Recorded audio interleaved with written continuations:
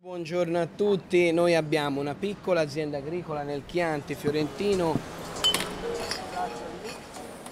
Notre école d'été a pour objectif d'aborder la question du sonore en géographie, comment différentes sous-disciplines des sciences du territoire, ça peut être la géographie, l'anthropologie notamment, utilisent les questions sonores, le son, une notion de paysage, d'ambiance, d'environnement sonore dans leurs recherches. Et ce que cette approche du sonore fait à la pratique de la recherche, à la découverte du terrain, etc.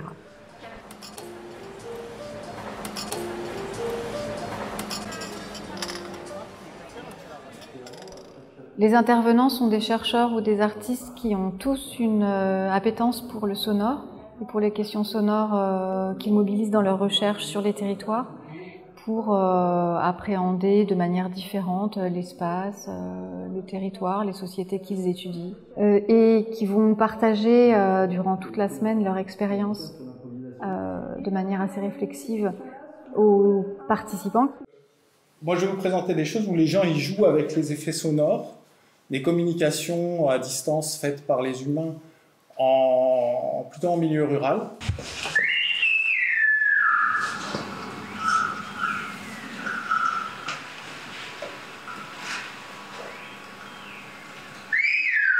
Nous avons quelques intervenants qui n'ont pas pu être présents sur place à cause de problèmes de transport et qui ont été avec nous en visioconférence. Mon domaine de travail consistait essentiellement à questionner l'espace sonore, les pratiques sonores et aussi les ambiances. Enfin, la thématique des ambiances a été très prégnante pour moi depuis pas mal de temps. Donc là, vous avez entendu l'effet de réverbération, l'effet de masque, etc. Et autant d'éléments qui contextualisent en fait le son. L'hypothèse de départ étant que on n'entend jamais un signal acoustique pur et seul, ça n'existe pas, puisqu'à partir du moment où... On a un groupe de participantes, puisqu'on n'a que des femmes, qui sont venues ici parce qu'elles ont un intérêt pour les questions sonores, sans parfois toujours maîtriser les questions techniques de prise de son, de montage, etc. Donner quelques éléments... Je travaille sur les questions de pastoralisme en Mongolie, dans le désert de Gobi, avec des éleveurs de chameaux, et donc je viens d'entrer en thèse. Et il y a toute une dimension de ma méthodologie que j'aimerais bien orienter vers le son, notamment dans l'étude, l'analyse des perceptions du point de vue animal et des interactions humaines et animales, donc la communication multi-espèces, interespèces, et par le son. Quand j'ai connu l'existence de cette école d'été, en fait, je n'avais jamais réfléchi à l'usage du son dans ma pratique de recherche. J'ai tout de suite perçu, en fait, comment j'allais pouvoir l'utiliser dans une recherche qui va commencer dans les mois à venir. Et je me suis dit, je pourrais le tester directement donc dans cette recherche, qui est une recherche sur la valorisation des patrimoines de pêche et des littoraux, et je voyais tout de suite les captations de sons qui seraient possibles. J'essayais déjà d'imaginer ce que je pourrais en faire.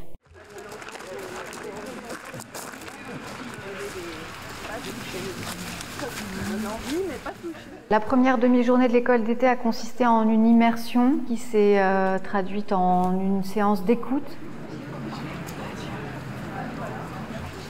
Encore une fois, là, l'exercice consiste à restituer une ambiance sonore, un paysage sonore.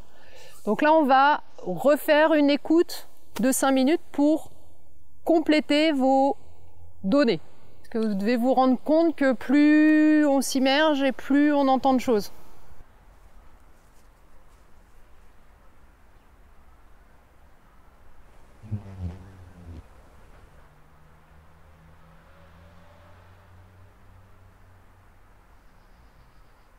Donc là, vous allez prendre 10 minutes pour essayer de remplir votre cartographie et d'essayer de reprendre tous les éléments que vous avez notés. Vous allez pouvoir essayer de remplir votre fond de carte. Donc l'objectif étant de rendre compte d'un paysage sonore à la manière de si on faisait un croquis paysager, mais où on représenterait les éléments visuels. Là, on va représenter les éléments sonores sous forme de croquis cartographiques. Oh, pas mal. Apprendre à écouter ce qui nous entoure, se poser comme ça, prendre le temps, du coup ça éveille des sens en fait. Ça nous sensibilise vraiment, je pense, à l'ouïe, c'est chouette. C'est pas facile. Je suis d'accord avec vous. Par ailleurs, on a tous des oreilles différentes. Alors vous me direz, on a tous des yeux différents, mais en fait les yeux, on les a beaucoup plus éduqués.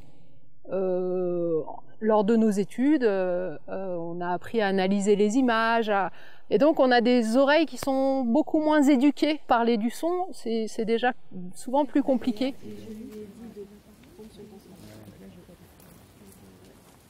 Chaque intervenant est associé à un groupe de travail qu'il suit sur le terrain, et les intervenants aident les participantes à prendre du son, monter le son, créer une narration sonore dans le but de produire une petite carte postale sonore d'un quartier de Florence. Parce que le fait est que de toute façon ça renvoie à ta présence et à le fait que de toute façon à partir du moment où tu es là, le paysage sonore change. Les participants là, du groupe que j'ai encadré ont vraiment saisi que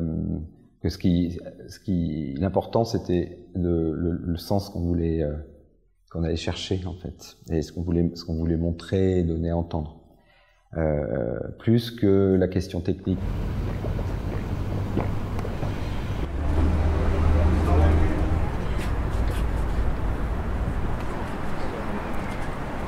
Hey, he's coming this way.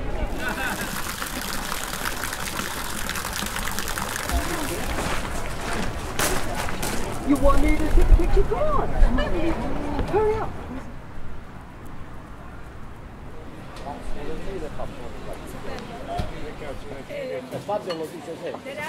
Di qual è il tipico formaggio di Florenza?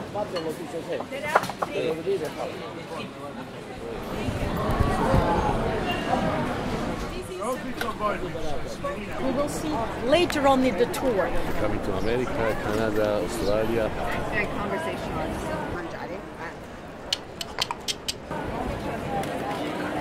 Yukarıdan aşağı sağ ikinci panelde.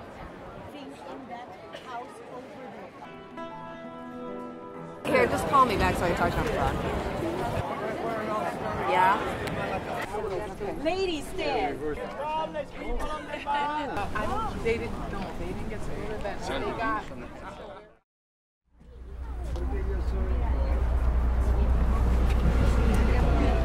Dans le folder 2. Ouais, on a commencé le 2. Donc voilà.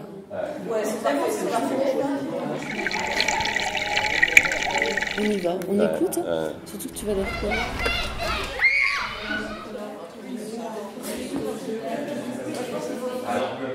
J'ai appris plein de choses. Alors déjà, j'ai pu percevoir que c'était beaucoup plus riche en fait que ce que j'imaginais. On pouvait aussi présenter nos résultats d'une manière très diverse. Et là, de suite, on voit que ça peut être intéressant. Alors, pour restituer nos travaux auprès des acteurs des territoires, hein, voilà, mais aussi ça peut donner des idées pour éventuellement des ressources pédagogiques. C'est très riche, ça marche très bien, et je pense que le groupe est vraiment très complémentaire. Donc il y a quelque chose qui fonctionne très très bien. Donc déjà sur le plan technique, forcément il y a des apports, et puis conceptuellement, là j'ai découvert un monde de la recherche arts et sciences auquel on n'a pas du tout accès à l'université, en tout cas dans la formation que j'ai suivie. Donc ouais, c'est un monde qui s'ouvre.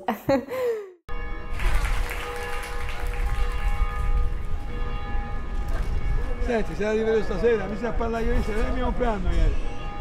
Questa piccola si casa, veramente giovane, avranno 30 anni. E... Oh, bravo! Ciao! Ciao! Figlio russo lei! Bravo! La mano, sai, proprio anche il figlio da guida, diciamo. Strani fuori. I suoni. Una canzone tua personale, dovessi cantare. È questo.